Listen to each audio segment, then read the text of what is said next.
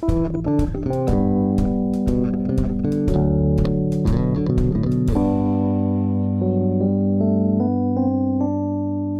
and thanks for stumbling onto my super popular YouTube page where I make like a ton of money. Today I'll be taking a look at the 2017 sequel to South Park: The Stick of Truth entitled South Park: The Fractured Butthole. Now, if you're looking at this video without having played the first game, I'll ask you kindly to close this shit immediately. These two games are tied very closely together, and you should definitely play that one first. Now, moving forward, I'll try to avoid any spoilers, but once again, I cannot promise anything.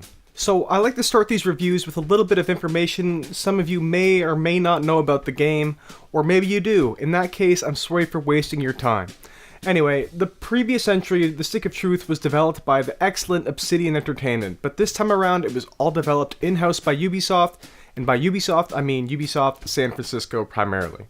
As expected, Trey Parker and Matt Stone were involved pretty heavily as with the first game, until it came time for them to work on the show, at which point you can guess that Ubisoft had to rely on them less. Regardless, they made a few changes that helped this title progress and become a better product. One of those changes was the move to the Snowdrop engine, created by Ubisoft, which allowed the team to import Maya elements they actually used in the show, which increased efficiency and allowed for quick changes late in the development cycle.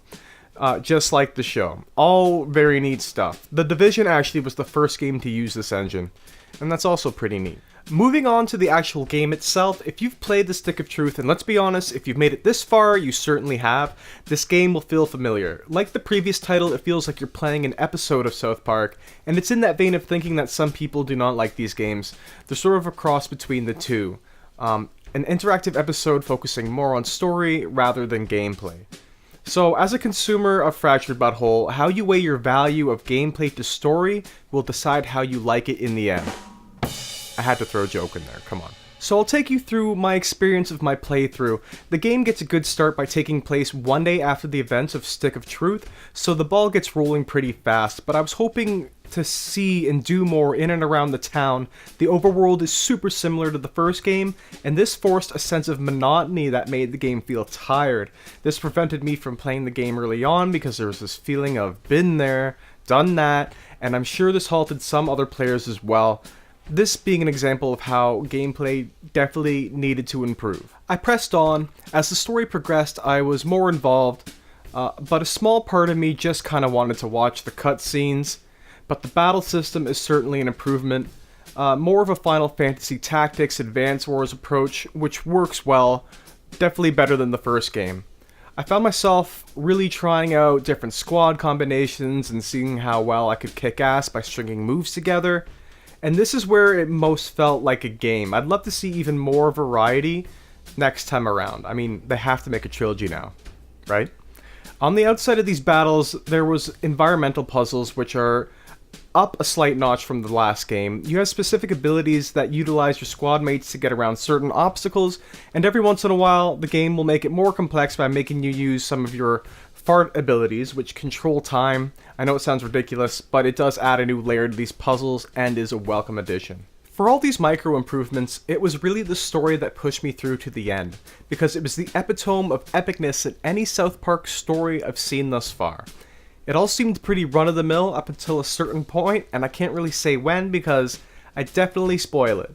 But at this point, I thought the game was coming to a head only to keep moving in creative ways, and I was eating up this superhero tale.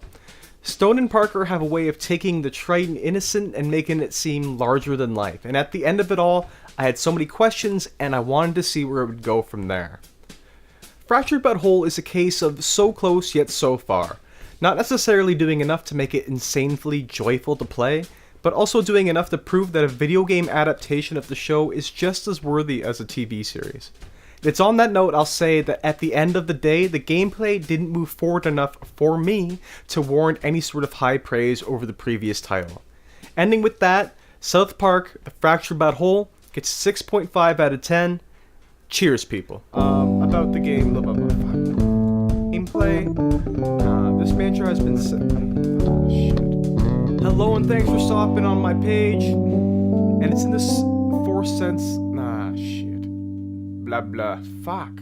Watch it. The cut. Nah. Yep. Ja, das war doch mal wieder.